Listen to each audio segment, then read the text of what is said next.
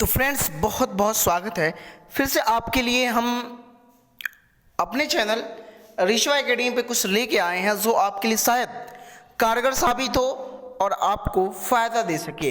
ये जो न्यूज़ है, काउंसलिंग कैसे कराना है, काउंसलिंग से स्टार्टिंग प्रोसेस क्या है, काउंसलिंग में हम कैसे शामिल हो सकते हैं, ताकि अगर कहीं मेरा नंबर कम भी है, ज़्यादा है तो ठीक है, कम भी है तो मुझे मौका मिल पाए अगर सीटें बच रही हैं तो, ताकि मैं उसमें एडमिशन गवर्नमेंट कॉलेज में ले पाऊँ। इन सारी चीज़ों का ब्यौरा मैं देने वाला हूँ इस वीडियो में। तो सबसे पहले आप वीडियो को लाइक कर लें और नया है तो सब्सक्राइब कर लें ऋषवा एकेडमी को। तो गाइस, आप बहुत परेशान हैं हताश से, ये देखिए ऑफिशियल नोटिस है, ऐसा कुछ नहीं है, ये ऑफिशियल नोटिस है, सीधे सीधे दिख रहा है। तो मैं आपको ले चलने वाला हूँ प्रक्रिया जो है और अक्षर वगैरह प्रवेश परीक्षा। सबसे पहले आपने प्रवेश परीक्षा दिया, एंट्रेंस एग्ज़ाम दिया, उसमें जो नंबर आने हैं वो आएंगे ही, 4 नंबर का था, ठीक है। अब देखो, अब एक बात मैं बताऊंगा, इसको मैं पढ़ना चाहूँगा। प्रवेश परीक्षा, संयुक्त प्रवेश परीक्षा ऑनलाइन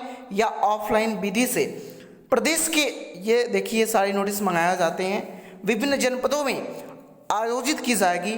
प्रवेश परीक्षा के वस्तुनिष्ठ प्रश्न में 4 अंक दिए जाएंगे, एक से एक प्रश्न के अधिक उत्तर हो सकते हैं। अब देखिए मेन चीज यहाँ पे दिया है, काउंसलिंग हेतु क्या, काउंसलिंग हेतु अर्हता प्राप्त करने के लिए प्रवेश परीक्षा में सामान्य जो पुरुष वर्ग है ना, उनका मिनिमम अंक 25 होगा। यदि आपने 25 अंक पाया है तो काउंसलिंग करवा सकते हैं, इससे कम नहीं होना चाहिए। 25 अंक अगर पाए हुए हैं तो काउंसलिंग करवा सकते हैं, इससे कम नहीं होना चाहिए। ये पुरुष वर्ग के लिए। शेष वर्गों हेतु, जैसे शेष वर्ग महिला वर्ग हो गए, ठीक है, शेष वर्ग महिला SC ST के लिए अगर बात करें, ठीक, पुरुष के लिए छोड़ दो, जितनी महिला 1 नंबर, न्यूनतम 1 अंक अगर पाए हैं, आपको हंसी आ रही हो जान के, लेकिन आपको मैं बता दूं, ये एकदम जीकअप का जो कहते हैं ना, ऑफिशियल नोटिस अधिकारी के द्वारा दिया गया है, इसी पे काम होता है, ऐसा नहीं है, काम इसी पे होता है साथियों, ठीक है। अब साथियों, आपको मैं बताऊंगा कि ये तो आपको मिनिमम अंक कितने चाहिए। आप अगर काउंसलिंग के बारे में सोच रहे हैं कि काउंसलिंग कराएं कि नो कराएं, तो ये तो हो गया आपका अर्हताएं, क्या कंडीशंस होनी चाहिए। अन्य के लिए 1 नंबर, पुरुष वर्ग के लिए आप सभी को कितना अंक होना चाहिए, सिंपल सी बात है, आपको बाकी जो आरक्षण की शर्तें हैं वो तो लागू होना है उत्तर प्रदेश के अनुसार, जो मैंने एक वीडियो बना रखा, आप जाके देख सकते हो, ठीक है। प्रवेश वरीयता जो है, आपको अगर आप केंद्रीय सरकार के कोई मतलब कर्मचारियों में तैनाती है, इन सब चीज़ों में मिलेगा, ठीक है। और चीज़ें जो मेन चीज़ें मैं बताने वाला हूँ, ठीक है। अब देखिए, आइए मेन चीज़, सीटों का जो आवंटन होगा, सीटों का, किसी भी ग्रुप में सीटों के जो आवंटन की प्रक्रिया प्राप्त करने के प्रारंभ, तो जो प्रोसेस चलता है, देखो सीटें कैसे मिलती है, रैंक वाइज मिलती है। अगर रैंक आपका अच्छा है तो आपको, जैसे मान लो सिंपल सी एक बात समझो, एक घर है, चाहे एक स्कूल है, एकदम खाली पड़ा है, सोचो आप जब पढ़ने जाते हो तो एक स्कूल स्टार्टिंग सबसे पहले अगर 9 बजे क्लास है, 8 ही बजे पहुंच जाओगे, एकदम खाली स्कूल मिलता, आप जहां चाहते हो बैग रख के अपने अनुसार बैठ जाते हो। तो रैंक का फ़ायदा वही है, अगर अच्छा रैंक है तो जो ट्रेड चाहोगे, जिस कॉलेज में चाहोगे वहाँ मिल जाएगा, जिस शिफ्ट में चाहोगे। 2 शिफ्ट चलती है, एक फर्स्ट शिफ्ट, एक सेकेंड शिफ्ट, ये इसके बारे में डिटेल में वीडियो बनाने वाला हूँ, आपको टेंशन मत लीजिएगा, ठीक है। अब देखिए, स्वास्थ्य के लिए बात करें, प्राविधिक शिक्षा परिषद से संबंध संस्थाओं में चल रहे डिप्लोमा पाठ्यक्रम प्रवेश हेतु अभ्यर्थियों का मानसिक तथा शारीरिक रूप से स्वस्थ होना चाहिए एवं उसके शरीर में ऐसी कोई कमी नहीं होना चाहिए जिसके कारण वो प्रोफेशन का काम दक्षता से मतलब इफिशियंसी संपन्न ना कर सके। तो प्रत्येक अभ्यर्थी को प्रवेश लेने से पहले आपको चिकित्सक द्वारा निर्गत स्वास्थ्य प्रमाण पत्र बनवाना होगा, ठीक है। शुल्क जो होगा वह भी आप जानते हैं, राजकीय संस्थाओं है तो शिक्षण शुल्क, छात्रावास शुल्क भी बताया जाता है, उस पर मैं वीडियो बना दूंगा। काउंसलिंग, अब आ गया नंबर काउंसलिंग का, सत्र के लिए ऑनलाइन काउंसलिंग हेतु प्रवेश होगी, ठीक है। अब काउंसलिंग की बात हम कर ले थोड़ा सा तो अच्छा रहेगा। सबसे पहले देखो, ऑनलाइन काउंसलिंग के लिए ना, आ जाए नीचे, ऑनलाइन काउंसलिंग हेतु अभ्यर्थी को पोर्टल पर रजिस्ट्रेशन करना होगा। ठीक है, पोर्टल पर रजिस्ट्रेशन करना होगा। काउंसलिंग हेतु रजिस्ट्रेशन के समय अभ्यर्थी जो होगा अपना वर्ग का मतलब कैटेगरी, अगर आपने गलती से ओबीसी की जगह एससी डाल दिया, एससी की जगह ओबीसी डाल दिया, तो वह अपना वर्ग, उपवर्ग, सब कैटेगरी एवं लिंग यानी जेंडर परिवर्तित कर सकेंगे। देखिए, दुकान पे जाइएगा जब काउंसलिंग कराने, तो इसे जो माइंड में आनी चाहिए आपके माइंड में। वीडियो लंबी जाएगी, कोई दिक्कत नहीं, आराम से देखिए, हम बताएंगे प्यार से। श्रेणियों का परिवर्तन उपलब्ध, किसी भी वर्ग चेंज कर सकते हैं। रजिस्ट्रेशन के पश्चात संयुक्त प्रवेश परीक्षा परिषद द्वारा समय समय पर निर्धारित शुल्क, यानी वर्तमान रुपया क्या है 250 रुपये, वर्तमान में 250 रुपये लगेगा, ऑनलाइन जमा करने होंगे। यानी 250 रुपया देंगे तो आपका रजिस्ट्रेशन हो जाएगा। 50-60 जो दुकान वाला लेगा वो अलग से लेगा, तभी अभ्यर्थी का रजिस्ट्रेशन पूरे मान जाए। मतलब अब इसके बाद ही एलिजिबल होंगे, मौका मिलेगा कि सीटें खाली होंगी तो आपको मिलेगा, नहीं तो कोई बात नहीं, तभी मौका। सबसे बड़ी बात ये काउंसलिंग में रजिस्ट्रेशन करवाना। अभ्यर्थी द्वारा रजिस्ट्रेशन के पश्चात संस्था व पाठ्यक्रमों के विकल्प को पोर्टल पर अपने लॉगिन के माध्यम से भरा जाएगा। मतलब पोर्टल पे जाओगे, लॉगिन अपनी आईडी करोगे, जो आपने रजिस्ट्रेशन करवा रखा है, कॉलेज खुलेंगे, कौन सा कॉलेज में ट्रेड कौन सा है ये सब पता चलेगा, उसमें से आप विकल्प भरोगे। 1 नंबर पे जैसे मान लो हमें लेना है गोंडा ज़िला में, तो हमने 1 नंबर पे रख दिया गोंडा में मुझे चाहिए civil branch first shift. First shift का मतलब वो क्लास जो होती है तुम्हारी मॉर्निंग में चलती है, 7 बजे से चलेंगी 1 बजे तक, 2 बजे तक।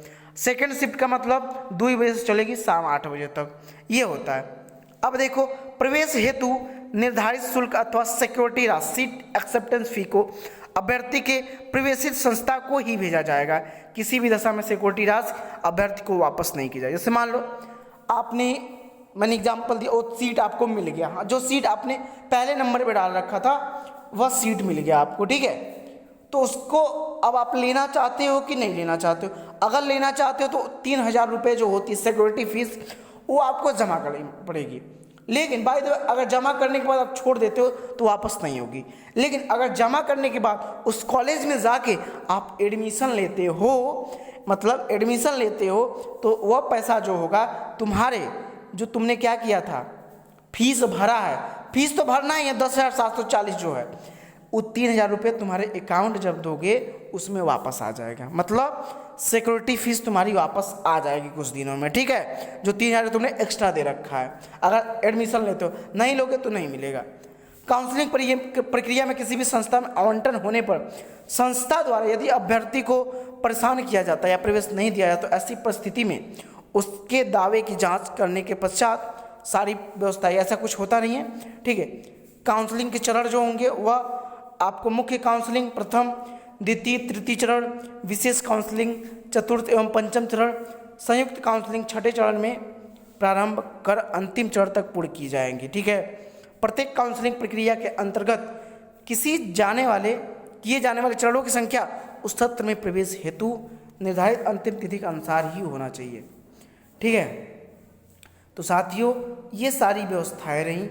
आपको अगर कोई दिक्कत होता है तो ये कार्रवाई कर सकते हैं, कोई परेशानी होती है तो ये सब चीज़ें रहीं जो आपको मुझे लगा। देखिए भाई, हम जब तक ऑफिशियली चीज़ें नहीं देते हैं ना, ये बताए चीज़ों पर नहीं काम करते हैं। हमारा चैनल नंबर 1 चैनल पॉलिटेक्निक का, IRT का इसलिए है क्योंकि हम बताई चीज़ों पर नहीं जाते हैं, ऑफिशियली चीज़ों पर फॉलो करते हैं, ठीक है। ये नहीं कि हमने फलाने में कराया था, चिलाने ठिकाने, ये सब नहीं। ऑफिशियल चीज़ें जो होती है ऑफिशियल। देखो, जैसे मान लो तुम्हें 10 कॉलेजेस में चाहिए एडमिशन, 10 हो तुमने नंबर वाइज कर, तुम चाहते हो अगर हमें पहला चाहते हैं कि लखनऊ में मिल जाए, चलो भाई, अगर लखनऊ में तो हम चाहते हैं गोंडा मिल जाए, गोंडा नहीं बाराबंकी मिल जाए, तो ऐसे तुम नंबर वाइज कर दोगे। तो मान लो वो तुम्हारे रैंक के हिसाब से पहले लखनऊ में चेक करेगा, अगर तुम्हारा रैंक काम कर रहा है, रैंक ठीक है तो लखनऊ में दे देगा, नहीं ठीक है तो फिर सेकंड में चेक करेगा, उसमें मिल जाएगा, सही है, उसमें भी नहीं मिला तो अंतिम जितना तुम कॉलेज लॉक किए रहोगे उतना कॉलेज तक चेक करेगा, अब मिल जाएगा तो दे देगा। इसीलिए कोशिश करना ज़्यादा से ज़्यादा कॉलेज को लॉक करो, तब जाके कि कॉलेज मिल जाए, ठीक है साथियों। तो ये रहा कुछ छोटा मोटा इन्फॉर्मेशन था, आप सभी को मुझे लगा कि पहुंचा देना चाहिए, आप सभी की डिमांड थी, तो आप सभी इसको देख सकते हो, ठीक है, और चीज़ें अपना समझ सकते हो। यानी सबसे पहले अगर आपको कितना भी नंबर पाए हो 60 पाए हो, 70 पाए हो, 50 पाए हो, 25 तक मिनिमम करा सकते हो आप। बाकी गर्ल्स वगैरह तो 1 नंबर तक करा सकती हैं, ठीक है। तो आप सभी को मैं बता दूं कि काउंसलिंग नंबर आपको सीट मिलेगा कि नहीं मिलेगा, और सबसे पहले रजिस्ट्रेशन करवाना चाहिए। काउंसलिंग 250 रुपये लगेगा, रजिस्ट्रेशन करवा लीजिएगा। जैसे इतना आपने फूंक दिया उससे थोड़ा सा और फूंक देना, 250 करवा लेना, ताकि अगर कहीं खाली रहता है पूरे यूपी में सीटें तो आपको मिल जाएंगी। चलिए, जानकारी अच्छी लगी तो लाइक कीजिएगा, नए होंगे तो चैनल को सब्सक्राइब कीजिए। और बता दूं आपको कि हमारे चैनल पे यूपी पॉलिटेक्निक की नई सत्र की जो क्लासेस हैं चालू हो चुकी हैं, स्टार्ट हो चुकी हैं। आप एडमिशन ले सकते हैं, अपनी पढ़ाई को संपूर्ण बना सकते हैं, ठीक है। और भी कोई इन्फॉर्मेशन चाहिए तो कमेंट बॉक्स में कमेंट करके हमें ज़रूर बताएं। All the best guys. बाकी अगर आप हेल्पलाइन नंबर चाहते हैं तो कोई दिक्कत होती है चाहे एडमिशन प्रोसेस में, तो आप इस नंबर पे व्हाट्सअप कर सकते हैं 96 28 00 47 08 या 96 21 94 80 25। All the best guys, bye bye.